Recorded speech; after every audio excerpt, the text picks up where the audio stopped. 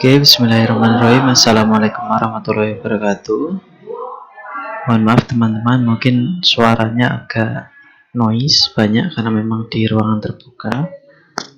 Teman-teman sekalian, hari ini kita akan belajar mengenai permasalahan anak usia dini dari sudut pandang makro dan mikro. Nanti di akhir pembelajaran saya akan memutarkan sebuah video dan teman-teman diharapkan memberikan komentar, memberikan pendapat mengenai video tersebut kaitannya dengan materi pada hari ini. Oke, permasalahan anak usia dini dari sudut pandang makro dan mikro. Materi yang akan kita kaji kali ini adalah mengenai pengertian masalah, konteks permasalahan anak usia dini, sudut pandang makro dan mikro, kemudian garis besar permasalahan anak usia dini.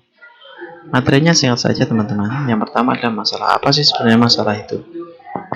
Masalah itu adalah gap atau jarak antara harapan dengan kenyataan. Harapannya Big Mac, burger besar, di banner-banner, di foto-foto, tapi kenyataannya adalah seperti itu. Tentu akan jadi masalah kan? Nah. Kemudian pertanyaan kedua, mengapa tidak boleh menunda menyelesaikan masalah? Jawaban simpelnya ada karena akan datang masalah-masalah berikutnya. Sehingga ketika masalah satu tidak segera diselesaikan, akan timbul dan menumpuk masalah-masalah berikutnya. Begitu. Selanjutnya, kriteria anak disebut bermasalah.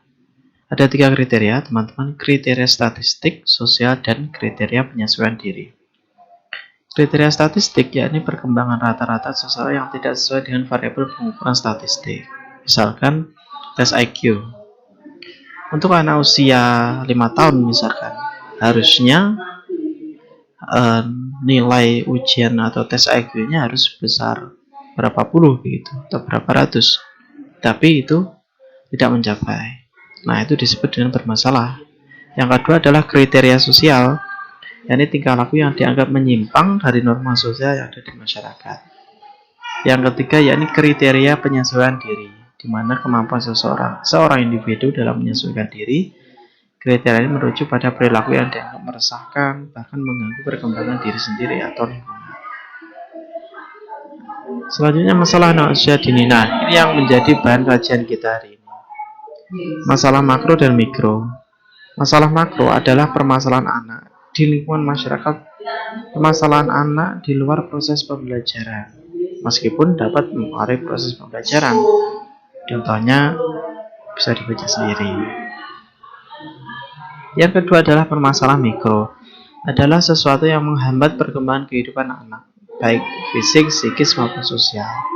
Contohnya gangguan fungsi panca indera, hiperaktif, dan sebagainya.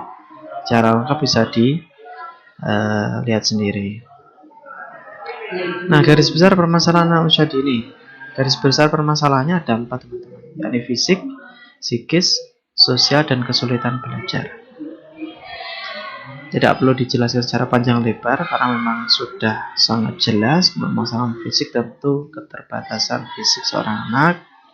Kemudian psikis ada masalah perasaan. Sosial adalah interaksi dengan lingkungan sekitarnya. Kemudian kesulitan belajar adalah permasalahan anak usia dini yang berkaitan dengan cepat atau lambatnya si anak dalam menerima sebuah materi pembelajaran. Materi pembelajaran ini bukan dibatasi dengan materi pembelajaran kita pahami ya, tapi juga kesulitan dalam bermain dan lain sebagainya. Itu. Nah, materinya sampai di sini saja, tetapi teman-teman akan saya perlihatkan sebuah video yang berkaitan dengan problematika atau permasalahan anak usia dini. Kita lihat videonya.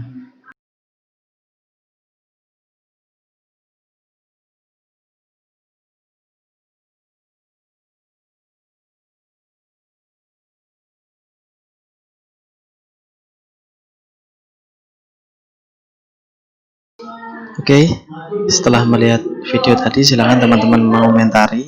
Ini masuk masalah anak usia dini dengan sudut pandang makro atau mikro, kemudian garis besar permasalahannya ada pada yang mana. fisik, psikis, sosial, start belajar, atau gabungan antara beberapa komponen dari 4 ini.